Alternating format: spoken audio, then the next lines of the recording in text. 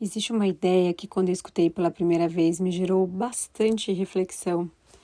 E essa ideia dizia que uma vida verdadeiramente livre, ela é inevitavelmente uma vida que desagrada algumas pessoas. E na hora me pareceu uma provocação, quase que uma rebeldia. E aí eu falei, bom, afinal, quem que quer decepcionar as outras pessoas, né? Quem quer perder vínculos? Quem que quer ser mal interpretado? Mas aí, com o tempo, eu fui percebendo que a questão nunca foi essa exatamente. A questão é que existem duas formas da gente perder vínculos na nossa vida. A gente pode perder a aprovação de algumas pessoas, e não necessariamente nessa perda existem vínculos verdadeiros, ou a gente pode perder a si mesmo, e essa sim é uma perda irreparável. E aí, curiosamente, muita gente vai escolhendo a segunda opção, que é o se perder de si mesma, sem perceber, como resposta a um trauma, como resposta a comportamentos adaptativos. E aí vai moldando o jeito de falar, as opiniões, as escolhas, os sonhos, vai se adaptando aos ambientes, e aos ambientes errados muitas vezes, ao relacionamento disfuncional, a um trabalho que não tem nada a ver com ela, a família. E não porque essa pessoa ela é falsa, muito pelo contrário, mas talvez porque ela tenha aprendido que ser aceita era muito mais seguro do que ser ela mesma, do que ser verdadeira. É alguém que aprendeu que ser ela mesma não era seguro, ser ela mesma não era aceitável dentro do ambiente instável que ela possa ter crescido, talvez.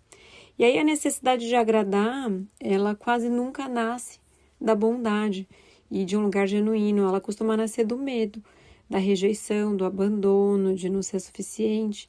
E aí a gente começa a negociar partes da nossa identidade para manter alguns vínculos, mesmo que não sejam vínculos saudáveis. Só que existe uma pergunta que eu acho muito mais importante a gente se fazer, muito mais importante do que a pergunta como que eu faço para agradar, mas a pergunta correta seria o que eu preciso abandonar em mim mesma para continuar sendo aceito aqui? Porque dependendo da resposta, se eu tenho que abandonar todas as minhas partes para caber dentro de um espaço, o preço já é alto demais. Se, por exemplo, para permanecer em um relacionamento você precisa esconder quem é, se para manter um vínculo você precisa abrir mão dos seus valores, das suas opiniões, se você precisa diminuir a sua própria voz, o seu brilho, para que as outras pessoas se sintam confortáveis, talvez o problema nunca tenha sido você. E é essa que é uma verdade que muitas vezes a gente não quer encarar. Talvez o problema seja o lugar onde só existe espaço para uma versão muito pequena e editada de quem você é.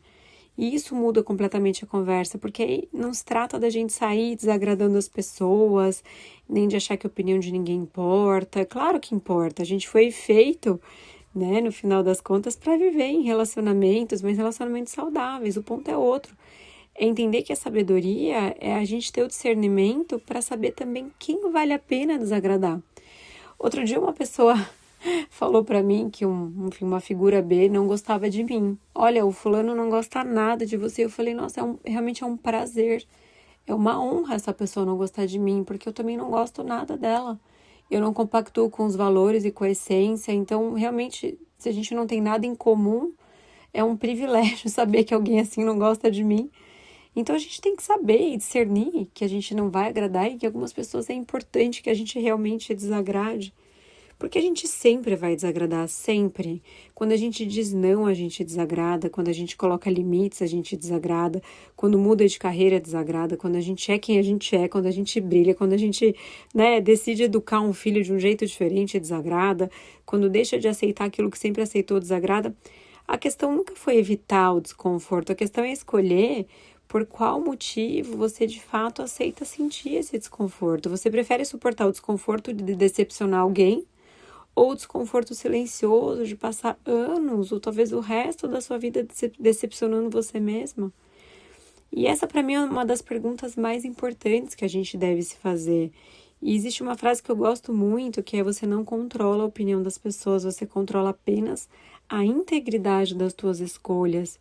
E que as suas escolhas estejam coerentes com a vida que você deseja construir. E isso é profundamente libertador, porque significa que eu posso agir com respeito, com gentileza, com amor, e ainda assim alguém não vai gostar de mim. mas eu tô sendo coerente com as intenções do meu coração e com as minhas escolhas. Eu posso fazer o meu melhor e ainda assim alguém achar insuficiente. Eu posso tomar uma decisão coerente com os meus valores e ainda assim eu vou ser criticado. E isso faz parte, porque quem busca aprovação vive tentando controlar algo que nunca, nunca, nunca esteve e nem estará no nosso controle. E quem vive por valores e pela autenticidade da nossa essência, aceita que algumas pessoas não vão compreender o nosso caminho e tudo certo.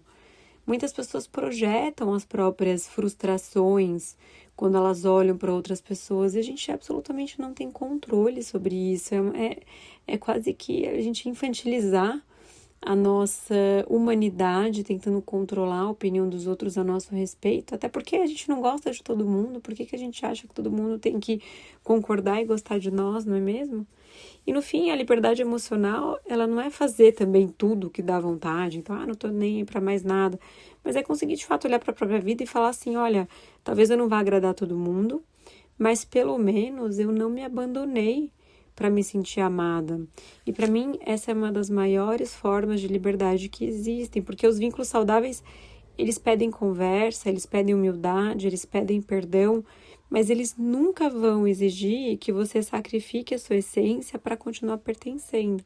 Vale muito mais você preservar a tua essência do que preservar um vínculo que só existe enquanto você deixa de ser quem você é.